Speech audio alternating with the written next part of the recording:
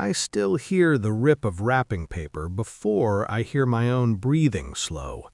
Christmas morning, carpet cluttered with ribbons. My son laughed once, just once, then went quiet. "Daddy," he said, tilting the toy, "why is this in here?" I took the robot from his hands, opened the battery compartment. The cold hit first. Not fear, clarity, a weight that didn't belong inside a child's toy, something carefully hidden, something deliberate. I didn't look at my wife. I didn't ask questions.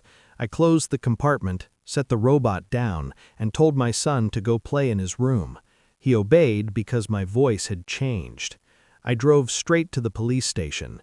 By nightfall, they had locked down 2 counties and deployed a task force.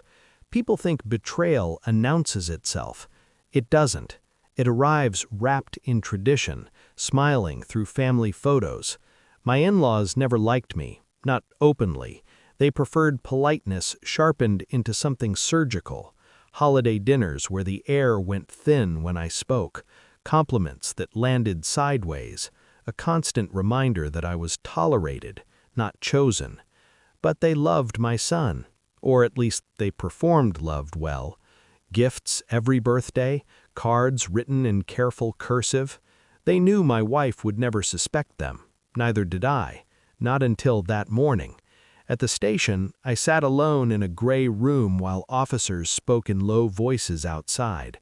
I stared at my hands. They were steady. That's how I knew this wasn't panic. Panic shakes. This was resolve. A detective finally came in. He didn't sit. That told me everything. "You did the right thing," he said. "We need to ask you some questions." They didn't show me what they found. They didn't have to. The words deliberate concealment and federal involvement floated past the door. Someone used the phrase pattern behavior. I nodded. I answered. I gave them addresses, dates, shipping receipts, every holiday package my in-laws had ever sent. That's when my grief turned into something usable. I didn't confront my wife. Not yet. Truth, when mishandled, becomes collateral damage. I needed proof, structure, timing. While law enforcement did their work, I did mine. I pulled old messages, tracked shipping numbers, compared handwriting. I found gaps, weeks where my in-laws went quiet, then suddenly generous.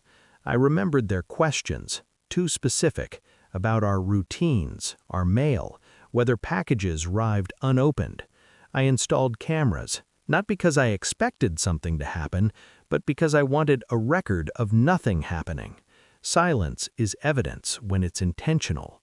The detective called 3 days later. "We've identified similar items intercepted in other states," he said.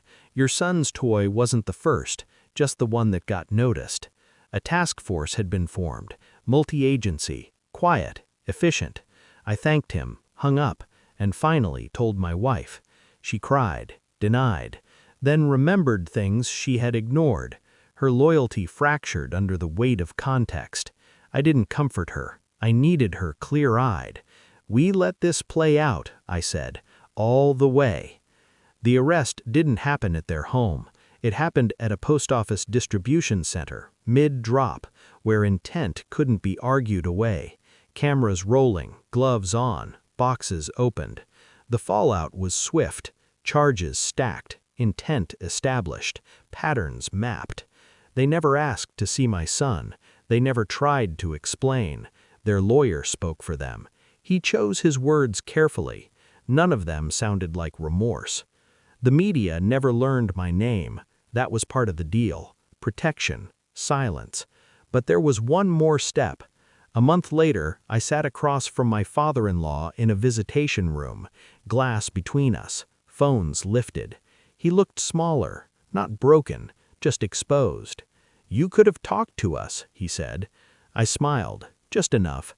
"You mailed my son a weapon," I replied. Conversation ended there. His eyes flicked, calculating, still trying to regain footing. "We wanted leverage," he said, "insurance." I leaned closer. "You wanted control, and you assumed I wouldn't notice." That landed. The silence stretched. "You raised your daughter to trust you," I continued. "You forgot she married someone who doesn't." The guard ended the visit. The boardroom moment came later. Civil suits, asset freezes, charitable fronts dissolved under scrutiny.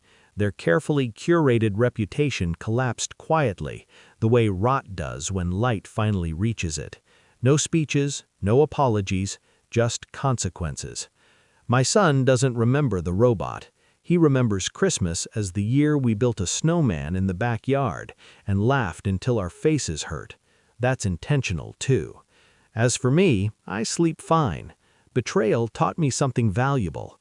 Not that people are dangerous, that patience is. Justice doesn't need noise, it needs timing. And when it comes wrapped in paper and smiles, you don't tear it open in front of everyone. You take it somewhere quiet, and you let it destroy the people who put it there.